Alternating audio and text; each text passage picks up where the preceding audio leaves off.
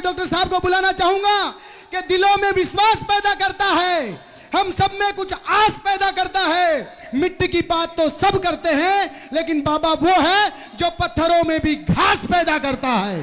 जोरदार तालियों के साथ डॉक्टर किरोड़ी लाल।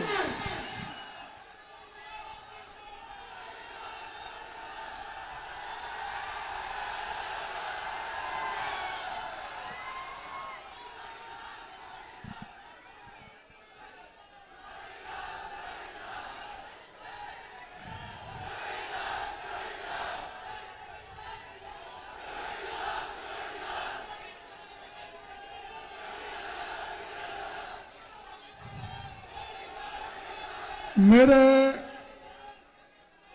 अजीज मित्र भाई राजेंद्र राठौर जी,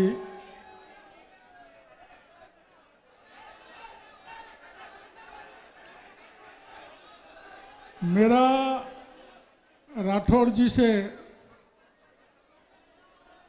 एक प्राण दो देह सरी का नाता है, अभिन्न मित्र हैं। और हमारे पार्टी के पूर्व अध्यक्ष भाई अरुण चतुर्वेदी जी, हमारे उपेंद्र यादव जी जो पूरे राजस्थान में बेरोजगारों की बहुत बड़ी आवाज़ हैं। मंच पर हमारे बहुत सारे रिटायर्ड आईएएस अधिकारी आए हैं, दूसरे विशिष्ट अतिथिगण हैं, उपस्थित सज्जनों, मीडिया के भाइयों, जवान साथियों, माता और बहनों, आज विश्व आदिवासी दिवस है। अपन हर साल मनाते हैं, पूरी दुनिया मनाती है, लेकिन यहाँ पर शायद राजस्थान का ही नहीं, देश का सबसे बड़ा जलसा आदिवासियों का 9 अगस्त को होता है। और इस 9 अगस्त को देश के प्रधानमंत्री ने एक बहुत बड़ा तोहफा अपन को दिया है। देश की राष्ट्राध्यक्ष, देश की राष्ट्रपति एक आदिवासी बेटी को बनाया। उसके लिए प्रधानमंत्री जी का हम पूरा बहुत बहुत आभार प्रदर्शन करना चाहते हैं, धन्यवाद देना चाहते हैं। ये वो जगह है जहां से मैं भाषण दे रहा हूं कि प्रधानमंत्री जी आए थे और उन्होंने पपलाज माता की जय बोली थी ना। अब मैं आ रहा था जब जयपुर से, तो 200-250 पुलिस की बहुत सारी गाड़ी, आंसू गैस, अग्नि वर्षा, ड्रोन, कई आईपीएस, कई आरपीएस, कई थानेदार, कई छोटे थानेदार, कई बड़े थानेदार, कई सिपाही। मैंने कहा तुम क्यों परेशान हो रहे हो? उनका सब हम आपको जयपुर में नहीं घुसने देंगे। मैंने कहा भूल जाओ।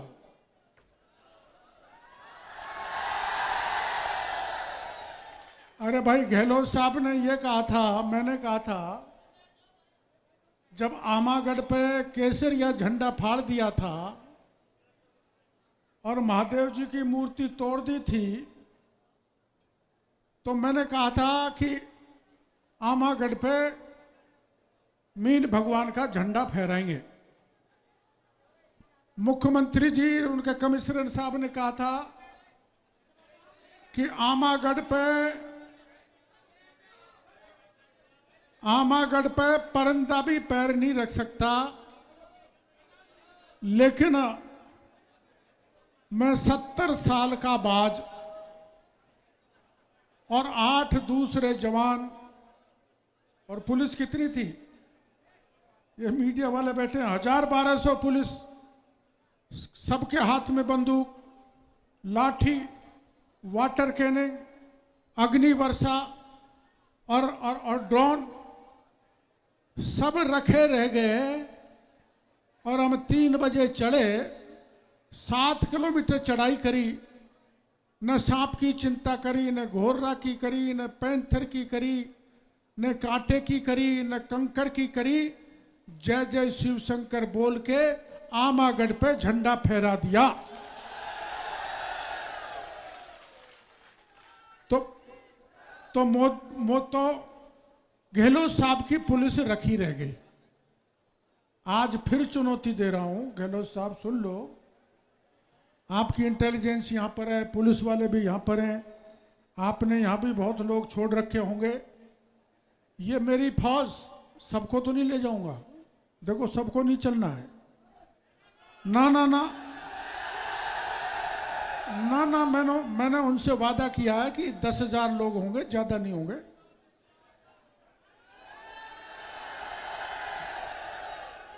चलना है, और चलना है। चल के क्या कहना है? गहलोत साहब ये कह रहे हैं कि ईआरसीपी का पानी मोदी जी नहीं देना चाहते। और गहलोत साहब ने योजना क्या भेजी है, ध्यान से सुनना। चंबल और उसकी 5 सहायक नदी का पानी इंदरगढ़ बूंदी से चाकन नदी पर चंबल को क्रॉस करके टोंक के कुमारिया और गलवा में पानी डाला जाएगा। गलवा से पानी बीसलपुर में जाएगा, बीसलपुर से ईसरदा में आएगा, ईसरदा से कानोता में जाएगा, कानोता से रामगढ़ बंद में जाएगा, और रामगढ़ बंद से दूदू के छापराड़ी में जाएगा। बस इन बांधों में जाएगा। फिर वो पानी सूरवाल बांध से सवाई माधोपुर में एक डूंगरी गांव है, वहां एक बांध बनेगा, उस बांध में जाएगा।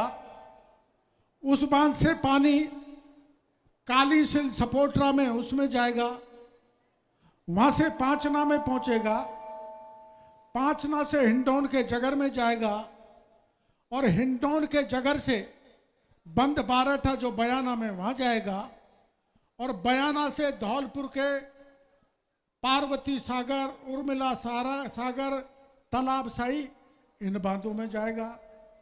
और सूरवाल से ही पानी चलेगा, नादोती में खुड़ा चैनपुर एक गांव है, वहां एक छोटा सा बांध बनेगा, और वहां से पानी सीधा टोडा भीम की वाल बालाजी के बाद कूदता हुआ रेणी राजगढ़ को, माला खेड़ा को पार करता हुआ अलवर के जयसमंद में जाएगा।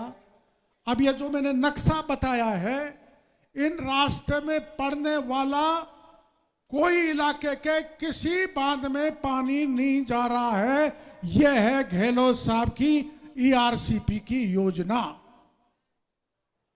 दौसा में केवल मुरेल में पानी जाएगा, केवल मुरेल में।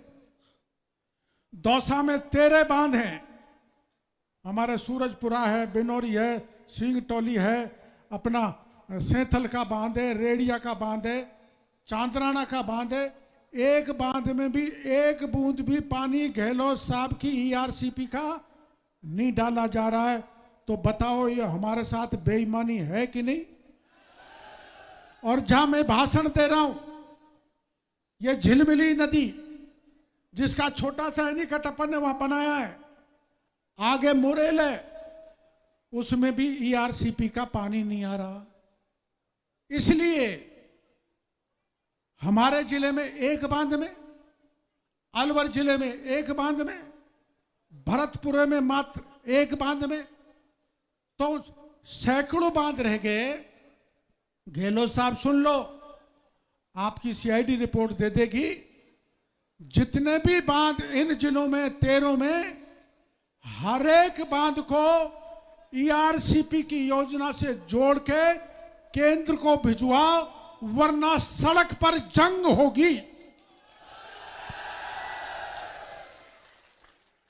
क्या तमाशा है? ईआरसीपी राष्ट्रीय परियोजना घोषित करो। राजेंद्र राठौड़ साहब हमारे नेता हैं प्रतिपक्ष के। केंद्र क्या चाहता है? मेरी बात ध्यान से सुनना, आप पढ़े लिखे हो।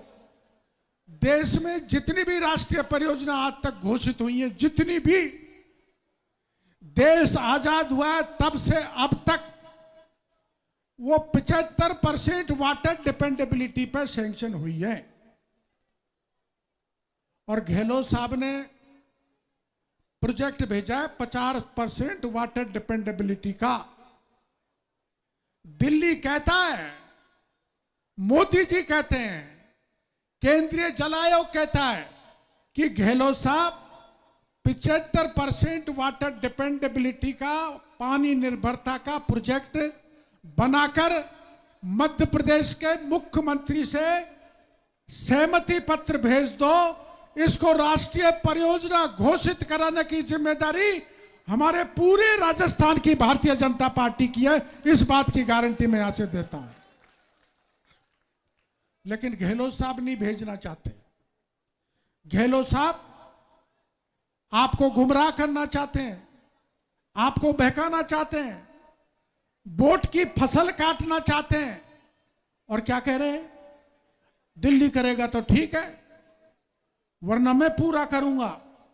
अगर 1000 गहलोत भी पैदा हो जाए ना, तो उनकी सोच के अनुसार ईआरसीपी की योजना पूरी नहीं हो सकती। इसके लिए 37,000 करोड़ की जरूरत है। गहलोत साहब ने ऊंट के मुंह में जीरा डाला है, 10,000 करोड़ रुपए दिया है, उससे ईआरसीपी की योजना पूरी नहीं होने वाली। इस महती सभा में गहलोत साहब मैं आपसे कहना चाहता हूं, आग्रह करना चाहता हूं, निवेदन करना चाहता हूं। आपने मध्य प्रदेश के मुख्यमंत्री को पत्र लिखा था, और क्या लिखा था? कि हमको सहमति दो। वो पत्र मेरे पास है, मैं लेके आया हूं। मध्य प्रदेश के उनके साथी मित्र कमलनाथ ने उनके पत्र का जवाब दिया कि जब तक 75% पानी की योजना नहीं बनाओगे तब तक मध्य प्रदेश सहमति नहीं देगा। उनके मुख्यमंत्री ने लिखा है। अब गलती किसकी है? गहलोत साहब की। वो गलती को सुधरवाने के लिए चलना है ना? कहां चलना है? जयपुर चलना है। और उनको क्या कहना है? 75% का प्रोजेक्ट बनाओ। 75% का मतलब और समझा देता हूं कि बरसात में जो पानी आता है सरप्लस, 75 का मतलब 4 बार जो बरसात का पानी आए वो कम से कम 3 बार तो मिले। जहां मैं भाषण दे रहा हूं उस हाई कोर्ट में 3 बार तो पानी मिले। लेकिन गहलोत साहब 2 बार का प्रस्ताव भेजना चाहते हैं, 2 बार का। हम 75 का नहीं भेजना चाहते। इसलिए नहीं भेजना चाहते कि बहका के, गुमराह करके, मोदी के नाम पर गाली देकर मैं वोट ले लूंगा। वोट की फसल इतनी आसानी से गहलोत साहब आप काट नहीं सकते। अब राजस्थान की जनता को आप गुमराह नहीं कर सकते। ये तेरे अजमेर के लोग नहीं है यहाँ पर राठौड़ साहब, 12 जिलों के लोग यहाँ पर कमर कस के आए हैं और इनका नारा है जल क्रांति करनी है, चप्पे चप्पे पर चंबल का पानी लाना है। आज के दिन महात्मा गांधी ने अगस्त क्रांति का नारा दिया था ना, अंग्रेजों भारत छोड़ो। हम गहलोत साहब को कहना चाहते हैं, गहलोत साहब हमारे इलाके में चंबल का पानी छोड़ो, और अगर नहीं छोड़ते हो तो 2023 में आप गद्दी छोड़ने के लिए तैयार हो जाओ। ये यहां की जनता ने तय कर लिया है। जनता ने तय कर लिया है।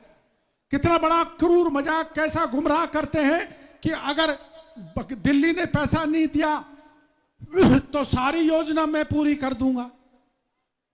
अरे मेरे यहां इस हाईकोर्ट में सड़क बनानी थी, मेरी सारी चप्पल रगड़ दी मैंने सरकार के पीछे, उन्होंने पैसा नहीं दिया।